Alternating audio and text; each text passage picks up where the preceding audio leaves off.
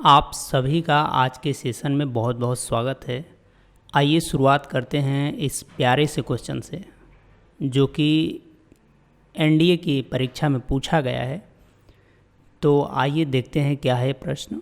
सबसे पहले तो ये रिक्वेस्ट है आपसे कि अगर ये प्रश्न पहले आप खुद से सॉल्व करें तो बेहतर रहेगा, फिर डिस्कशन को कंटिन्यू करें। चलिए देखते हैं क्या है और कैसे हमें ऐसे प्रश्नों को देखने की ज़रूरत है। और मैं बार बार कहता हूं कि जो हमारा कंपटीशन है वो ये हमसे आशा करता है, उम्मीद करता है कि आप ऑप्शनों को सिलेक्ट करें, ना कि क्वेश्चन को सॉल्व करें। ठीक है, तो उसी को मद्देनज़र रखते हुए इस प्रश्न को हम लोग देखेंगे कि क्या लॉजिक्स है, किस तरह से हमें इस प्रश्न को देखने की ज़रूरत है और कैसे हमें ऑप्शन तक पहुंचने की ज़रूरत है। तो आइए पहले देखते हैं। देखिए, अगर यहाँ पे दिया हुआ है कि यूनिवर्सल सेट U एक दिया हुआ है और यहाँ पे आप देख रहे हैं कि एक इक्वेशन दे के रखा है जिसकी घात जो है वो 5 है। जिसकी घात कितनी है? 5 है। फिर सेट A दिया है, यहाँ पे आप देखते हैं तो घात 2 है और यहाँ भी देखते हैं सेट B के लिए भी तो मैक्सिमम घात 2 है। अच्छा, ऐसे देख के ये लग रहा है और ये तुरंत स्कैन तो हमारी आँख करेगी ही पेपर में। और यहाँ पे आइए, आपसे पूछा एक्चुअल में क्या है कि आप A इंटरसेक्शन B का कम्प्लीमेंट बता देना है। A इंटरसेक्शन B का क्या बता देना है? आपको कम्प्लीमेंट बता देना है।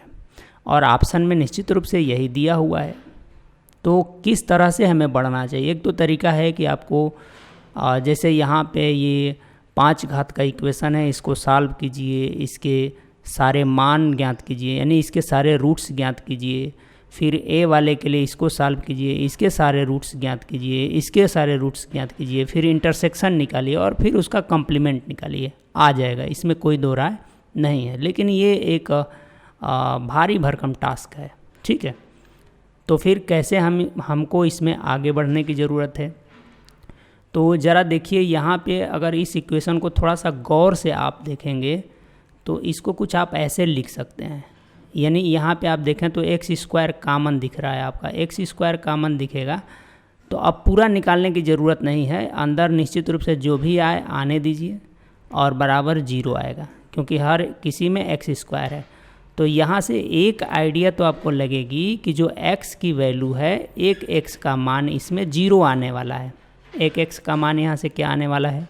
0 आने वाला है। ठीक, और जैसे ही आपको ये आइडिया आ गई, आप चलेंगे A इंटरसेक्शन B का, चूँकि आपको कम्प्लीमेंट निकालना है।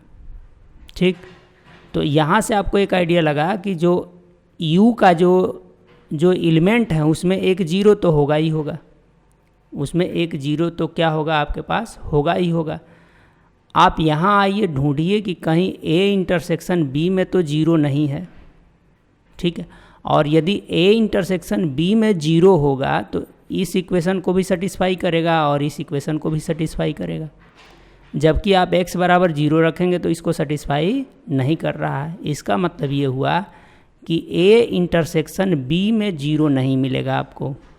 A इंटरसेक्शन B में 0 यदि नहीं मिलेगा तो अगर इनके अंदर नहीं है तो वो कहाँ होगा? इनके कम्प्लीमेंट में होगा।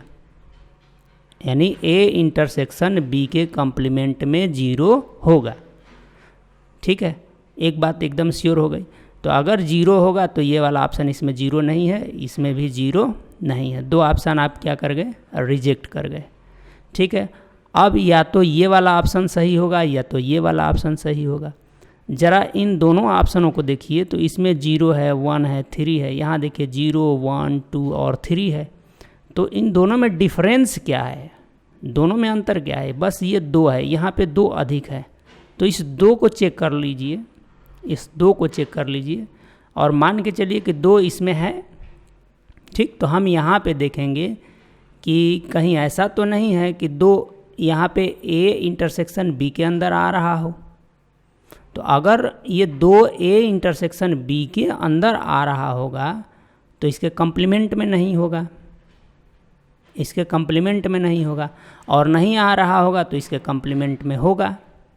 ठीक है, तो ज़रा देखते हैं, यहाँ रखते हैं 2x के जगह पे। अगर 2 यहाँ होगा और यहाँ होगा तभी इसके इंटरसेक्शन में होगा।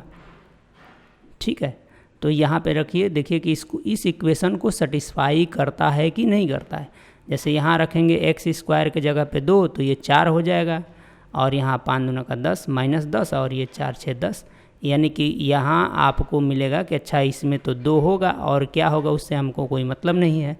यहाँ जब आएंगे तो यहाँ 2 दूना का 4 और 6, यहाँ भी 2 आपको मिल जाएगा। इसका मतलब ये हुआ कि ए इंटरसेक्शन बी में ये 2 मौजूद है, ए इंटरसेक्शन बी में 2 मौजूद है। अगर 2 ए इंटरसेक्शन बी में मौजूद है तो इसके कम्प्लीमेंट में नहीं होना चाहिए, और हमें तो इसका कम्प्लीमेंट ही ढूंढना है, तो इसका मतलब कि इसके कम्प्लीमेंट में नहीं होना चाहिए। तो ये वाला ऑप्शन गया। तो चूँकि आप 3 ऑप्शन गलत कर चुके हैं तो ये जो बचा है इसका सही होना इसकी मजबूरी है। और मैं आपसे बार बार ये कहता हूँ कि हमें सही ऑप्शन तक पहुँचने के बहुत सारे रास्ते हैं, लेकिन मोस्टली हम 2 रास्ते यूज करते हैं। एक तो डायरेक्ट आप सही आंसर निकाल करके सही सेलेक्ट कर लीजिए, और दूसरा जो तरीका है कि चूँकि 4 ऑप्शन हैं तो 3 को आप किसी तरीके से गलत ठहरा दीजिए। अगर आप 3 को गलत ठहरा दिए तो जो एक बचा वो सही होगा, जैसा कि हम लोगों ने इस प्रश्न में किया। और एक बात ध्यान रखिएगा, किसी को गलत ठहराने के लिए सिर्फ एक गलती ढूंढना है। किसी भी, चाहे आप सामाजिक जीवन में भी इसकी बात करते हैं, तो किसी को गलत ठहराने के लिए सिर्फ एक गलती काफ़ी है, लेकिन किसी को सही प्रूफ करने के लिए बहुत सारी मेहनत की ज़रूरत पड़ती है। तो गलती ठहराना आसान है, क्योंकि आपको कोई एक ही गलती तो ढूंढना है। तो ये सारे दृष्टिकोण यदि आप रखते हैं, और यकीनन ये जो आपकी परीक्षाएं हैं आपसे इस तरह की रिक्वायरमेंट रखती है, इसी तरह की लॉजिक की रिक्वायर्ड करती है आपसे, तो मैं उम्मीद करता हूँ कि ये प्रश्न को आप बहुत ही एन्जॉयफुल तरीके से समझे होंगे, और इससे आपको बहुत सारी चीज़ें सीखने को भी मिली होगी। और मैं चाहूँगा कि आपसे इसी तरह के थोड़े से पैटर्न को अपने जब भी क्वेश्चन की प्रैक्टिस कर रहे हैं तो उसमें अप्लाई करने की कोशिश कीजिए, और देखिए कि कहाँ लूप होल्स मिल रहे हैं, यानी कमज़ोर कड़ियाँ मिल रही हैं, उसका फ़ायदा उठाइए और सही ऑप्शन को सेलेक्ट कीजिए, जैसा कि आपका एग्ज़ाम कह रहा है।